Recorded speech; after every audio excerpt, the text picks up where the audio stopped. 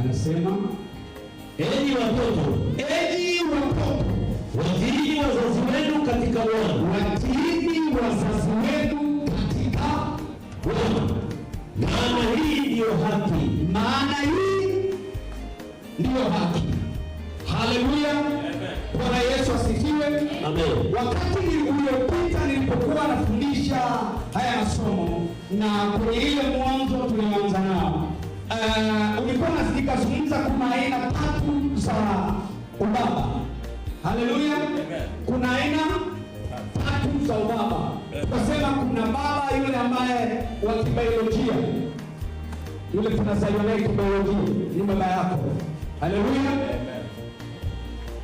Nilizungumza juu ya hayo makuu, lakini pia nikamzungumza baba wa pili, ambayo huyu ndio ambao nataka tunajifunza leo hii habari zake. Huyu baba wa kiroho. Bwana Yesu asifiwe. Amina. Bwana asifiwe sana. Amen.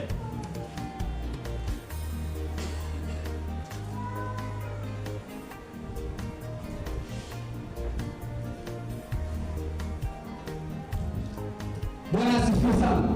Huyu baba ndio wewe tunamzungumza hapa. Lakini first one, yani mtu wa kwanza,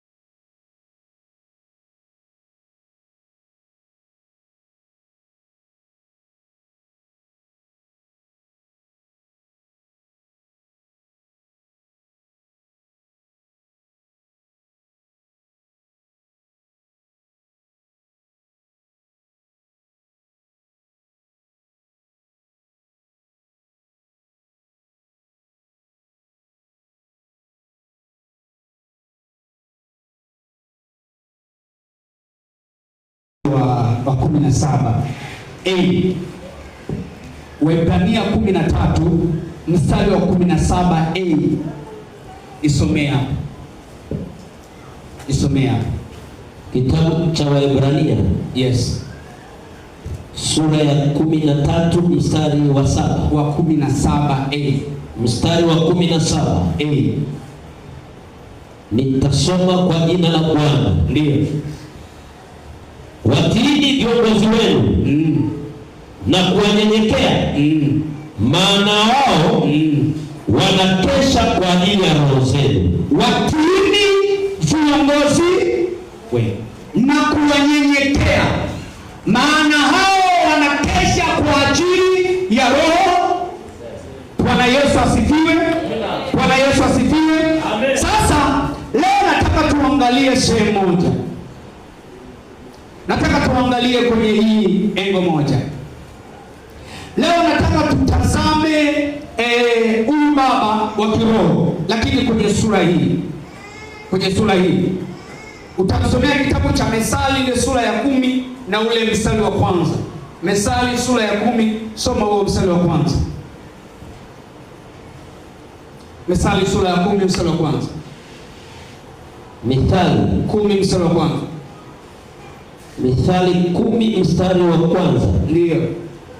Nitasoma kwa jina la Bwana. Mwana mwenye hekima humfurahisha babaye. Bali mwana mpumbavu ni mzigo wa mamaye. Rudia. Mwana mwenye hekima humfurahisha babaye. Bali mwana, leo nataka tumtazame mwana mwenye hekima na mwana mpumbavu. Haleluya. Alafu utajichagulia wewe uko kwenye nafasi gani. Bwana Yesu asifiwe. Bwana Yesu asifiwe. Sasa kulingana na kusudi ambalo tuko nalo kama kanisa kwa ajili ya kuitunza nyumba ya baba yetu, tunapoangalia mwana mpumbavu na mwana mwenye hekima, yupi humpendeza baba yake? Mwana mpumbavu na mwana mwenye hekima, yupi humpendeza baba yake? Sasa kanisa ni kama watoto. Sisi kanisa ni watoto, lakini watoto sisi tuna miongoni mwa watoto ambao ni wakubwa wetu au viongozi wetu. Mfano ni wazee wa kanisa. Haleluya. Hawa ni watoto, hawa ni kaka zetu au ni mama zetu. Inawezekana akawa miongoni mwa wazee wa kanisa, kwako akawa ni mdogo, wewe ni mkubwa. Lakini nimezungumzia mkubwa kulingana na nafasi aliyokuwa nayo. Amen. Wao ni wakubwa zetu. Haleluya. Hawa watoto hawa wakubwa zetu wakaenda nyumbani kwa baba yetu. Walipofika kwa baba wakagundua ya kwamba kuna vitu vinamisi kwenye nyumba ya baba.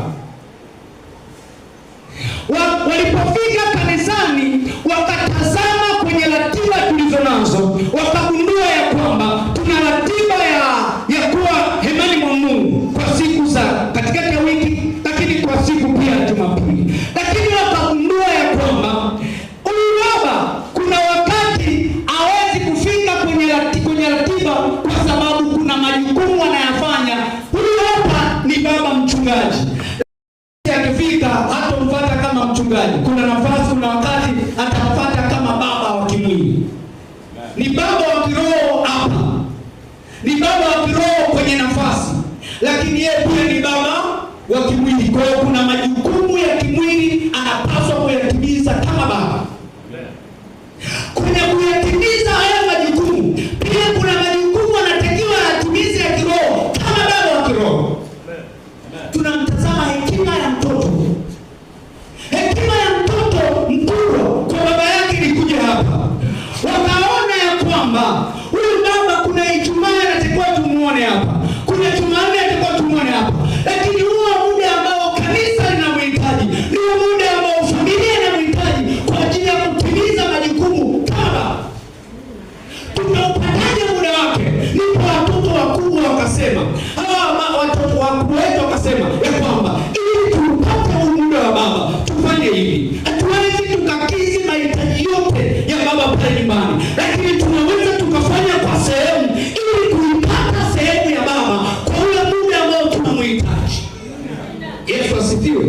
Bwana Yesu asifiwe. Hekima hiyo ndio iliyosababisha wakatengeneza kitu kinaitwa kumtegemeza mchungaji. Tunaweza tukasema kumtegemeza baba yetu. Niliwahi kufundisha nikasema kumtegemeza baba yetu au kitendo tunalofanya hatumsaidii. Haleluya. Yaani sisi tunaenda kuwezesha. Bwana Yesu asifiwe. Bwana Yesu asifiwe. Si yeye ajiwezi, si yeye hawezi kufanya kazi. Kuna wakati anasema kwamba yeye ana kazi zake na ana majukumu yake, lakini sisi tunafanya sisi watoto ili baba atumikie sisi watoto ule muda ambao ilibidi atumikie watoto kibiolojia. Amen. Sijui kama kuna mtu mmoja ananielewa. Bwana Yesu asifiwe.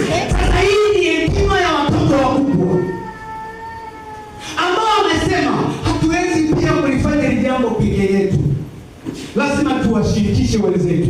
Ndio maana nimekuja katikati yetu. lakini ingekuwa inawezekana pekee yao angefanya tu. Lakini pia hekima yao imewasababisha walete hapa, kwa sababu tendo hili ni la baraka mbele za Mungu. Biblia inasema anayemtunza mtumishi wa Mungu anamtunza Mungu, anayemvisha mtumishi wa Mungu amemvisha Mungu, kwa sababu ukimwacha mtumishi wa Mungu umemwacha mtumwa wa Mungu. Usipomlisha mtumishi wa Mungu utamlisha Mungu, maana tumbo la mtumishi wa Mungu ni tumbo la Mungu na mwili wake ni mwili wa Mungu, na ndio maana anayemfuata mtumishi wa Mungu anamfuata Mungu. Yesu asifiwe. Yesu asifiwe. Kwa hata angefanya peke yao pia ingekuwa binafsi, tusingeiona hekima yao. Hekima yao imeonekana kulileta kwetu, na ndio maana unapotoa sadaka, unapotoa hiyo fedha kutegemeza, usiitoe kama fedha, itoe sadaka. Niliwahi kufundisha hapa siku moja kusema ya kwamba kanisani hatutoi michango. Usikubali kutoa mchango kanisani. Jambo lolote unaloambiwa kanisani kufanya, hiyo ni sadaka. Jambo lolote unalotoa kitu kwa Mungu, hiyo ni sadaka. Ukitoa kama sadaka, usitoe. Kwa nini? Kwa sababu sadaka ina sauti mbele za Mungu, ila mchango una sauti kwa Mungu. Mungu akamkumbuka Kornelio kwa sababu ya sadaka zake. Biblia inasema sadaka za Kornelio zilifika mbele za Mungu. Mungu akamtuma mtumishi wake kwenda kwa Kornelio kwa sababu alisikia sauti ya Kornelio, si kwa sababu alikuwa anaomba, si kwa sababu alikuwa anafanya kazi yoyote, alikuwa anatoa sadaka. Sadaka na sauti kwa Mungu. Unapotoa sadaka kwa watumishi, unapotunza nyumba ya mtumishi, unakwenda kutenda jambo ambalo unataka Mungu atunze maisha yako. Yesu asifiwe. Bwana Yesu asifiwe. Haleluya. Haleluya. Sijui kama tunaelewa.